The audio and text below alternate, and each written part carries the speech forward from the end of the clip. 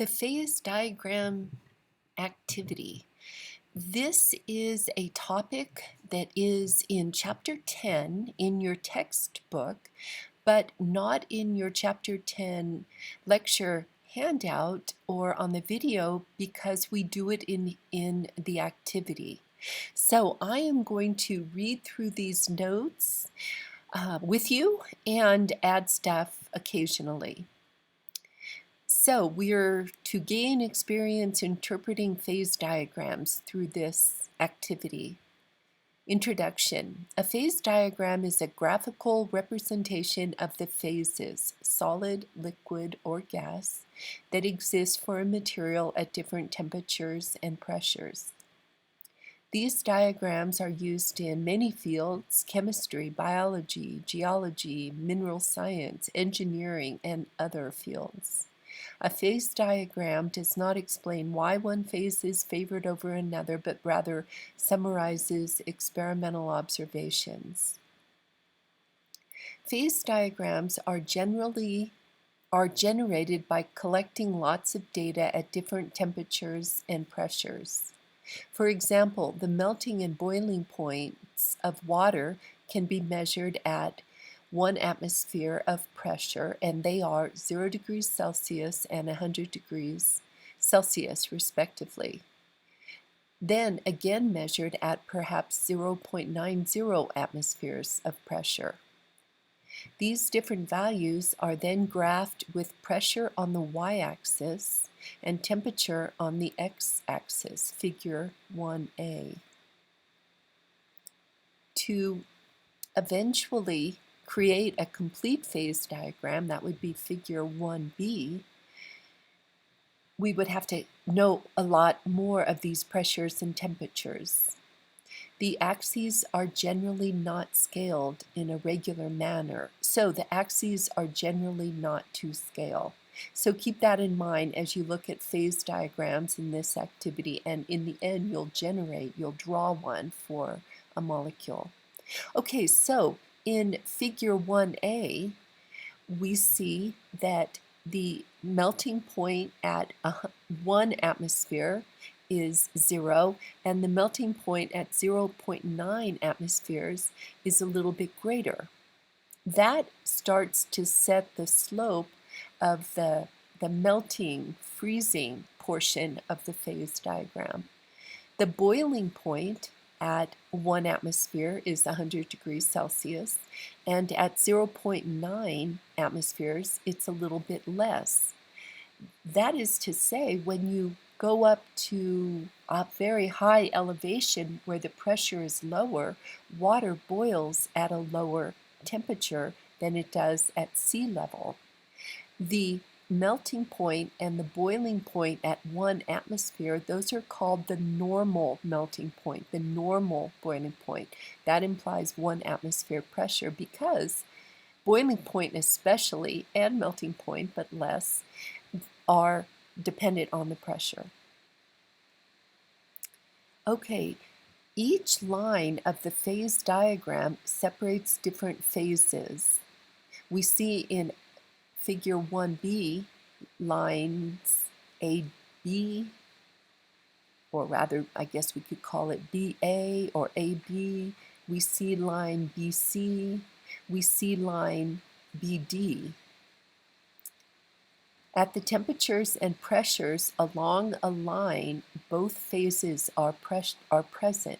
For example, both solid and liquid are present at any point along AB line in figure 1b. So if we land on a pressure and temperature where we're right on that line AB, then both phases coexist, the solid phase and the liquid phase. Under these conditions, the solid would be melting or freezing depending upon your perspective, whether you're going to higher temperature or lower temperature. At any point along the line BC in figure 1b, both the liquid and the gas are present, and the substance would be either boiling or condensing depending upon your perspective. Specific terms associated with different phase transitions are summarized below in Table 1. So when a liquid is going from liquid to gas, we call that boiling in our everyday life. We can also, in a chemistry lab, refer to that as vaporization. When it goes from gas to liquid, so the other direction, the title for that transition is condensation or condensing. When it goes from solid to liquid, we would call that melting. We could also call that fusion. We've used that term in Chapter 6. When it goes from liquid to solid, that would be freezing.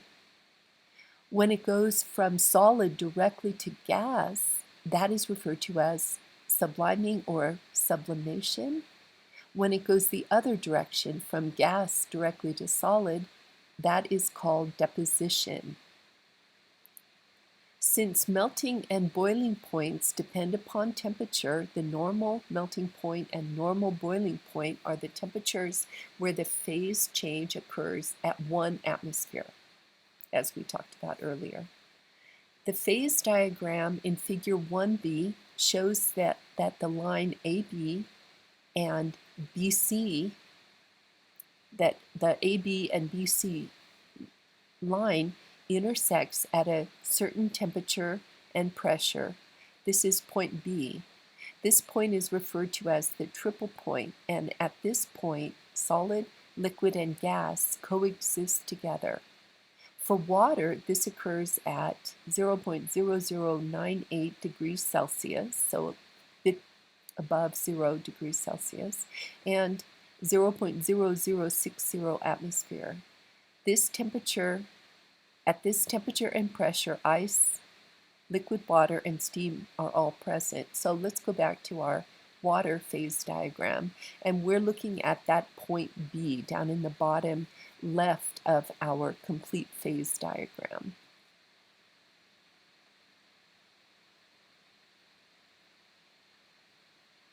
In the phase diagram in Figure 1b, that complete phase diagram, so we also see an interesting region at high temperature and pressure.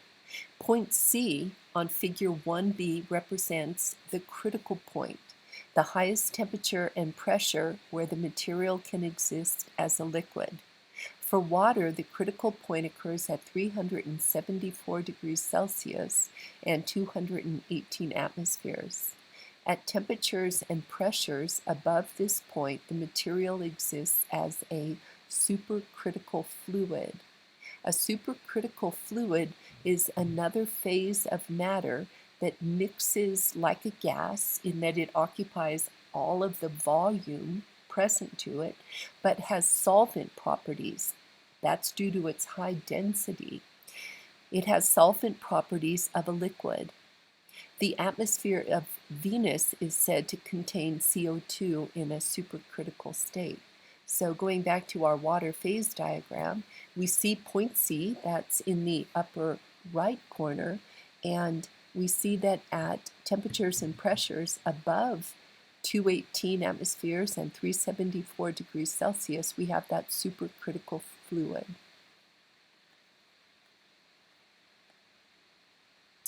Other phase diagrams. The phase diagram for carbon dioxide is shown in Figure 2. The shape of this diagram differs from that of water in the slope of the AB line. So let's look at it quickly. So here is our phase diagram for CO2. The line AB has a positive slope to it, whereas in water, the line AB has a negative slope to it. Let's go back and I'll show you that. So AB line, negative slope.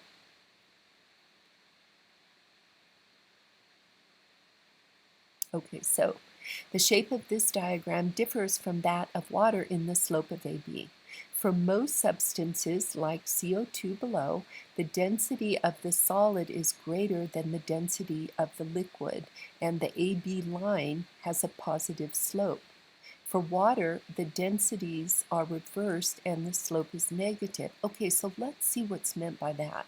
Okay, so if we are at a temperature a little bit above negative 56.6 degrees Celsius, so we're at, let's say, a pressure below 1 atmosphere and a temperature a little bit greater than negative 56.6.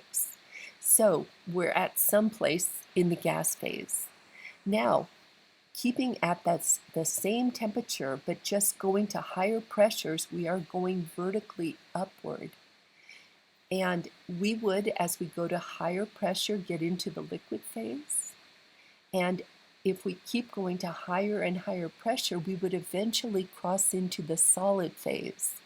Now, the phase that is going to exist at the highest pressures is going to be the smallest volume phase.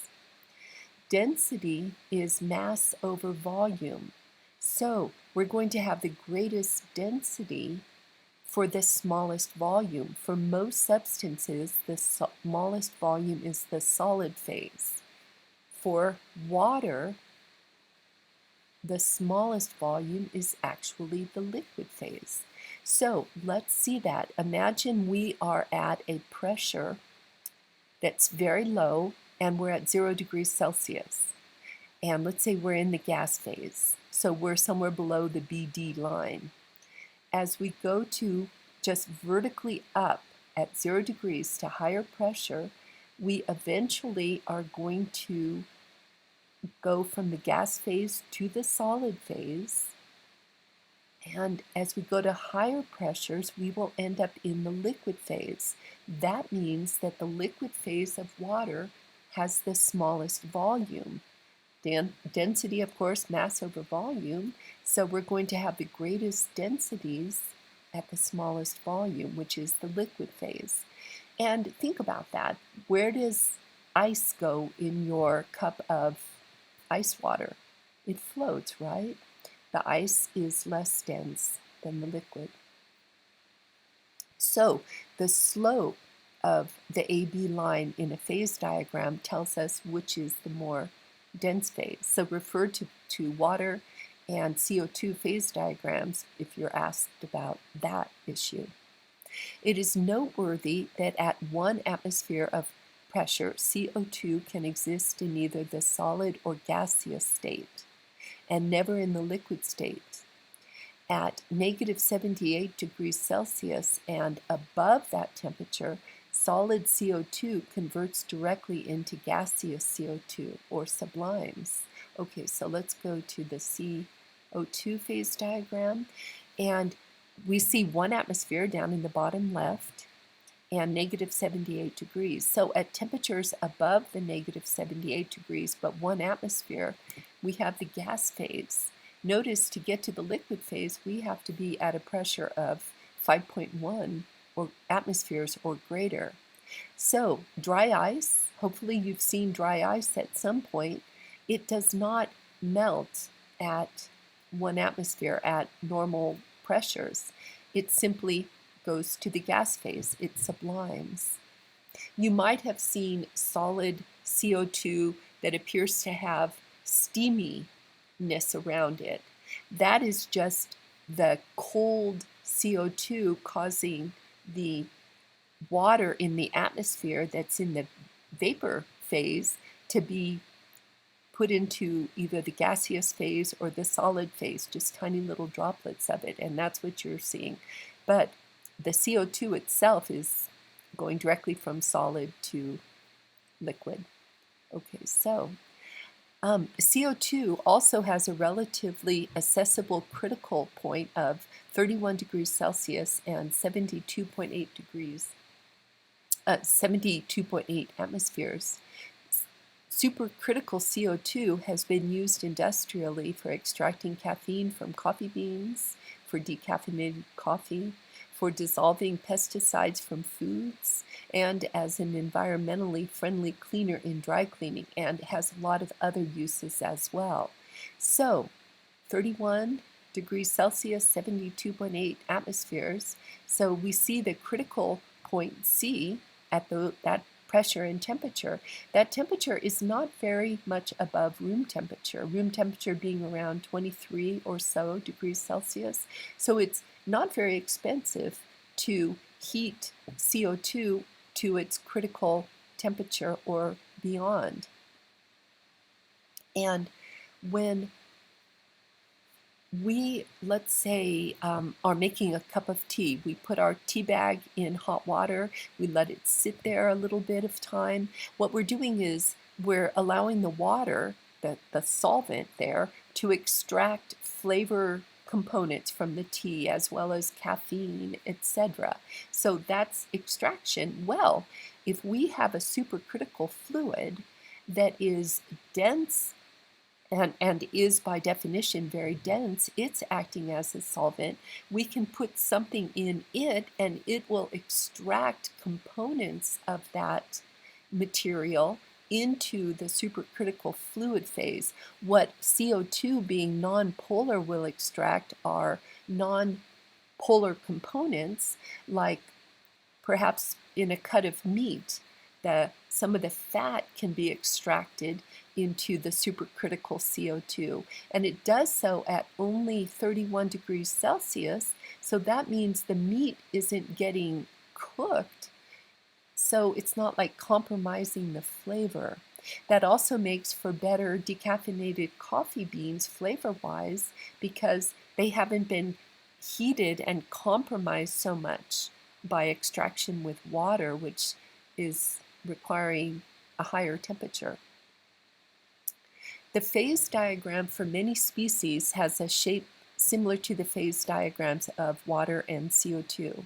The diagrams differ in the location of the phase boundary lines and the triple and critical points. For example, the phase diagram of xenon is shown in figure 3a and has the same general shape as the previous diagram. Notice the positive solid to liquid slope. The triple point for xenon is at 0.37 atmospheres and negative 121 degrees Celsius.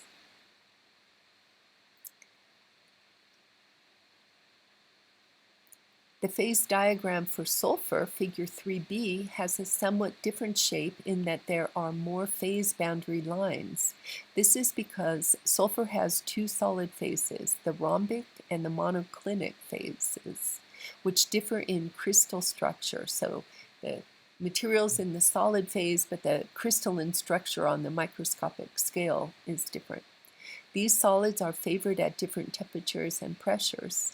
Sulfur also has three triple points indicated by the dots on figure 3b. They occur at 96 degrees Celsius and 1 times 10 to the minus 5 atmospheres, and 119 degrees Celsius and 6 times 10 to the minus 4 atmospheres, and 154 degrees Celsius and 1.3 times 10 to the third atmospheres. So going back to the sulfur diagram, figure 3b, we see the three phases.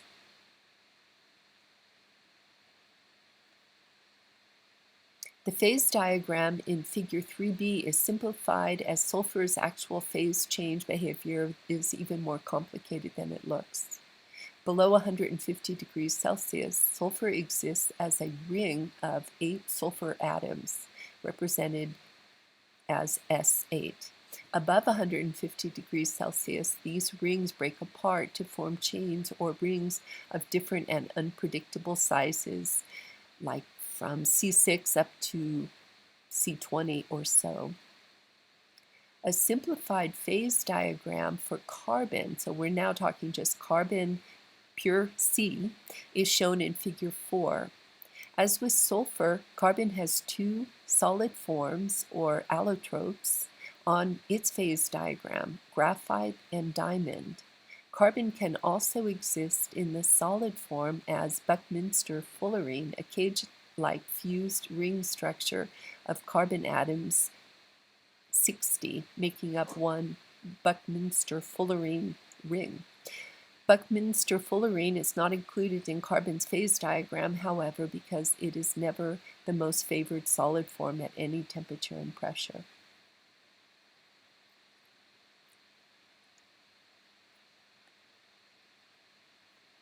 Okay, so that completes our introduction to phase diagrams.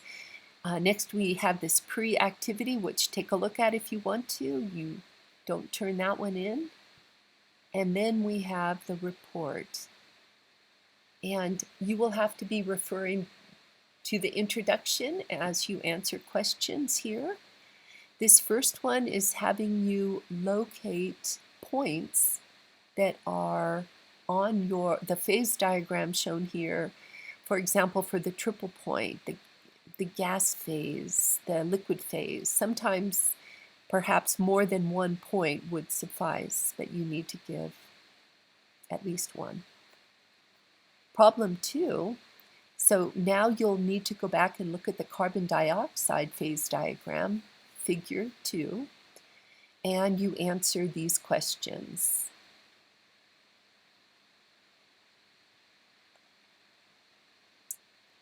For question 3, you're referring to the phase diagram for carbon, and that's figure 4, and you are answering these questions.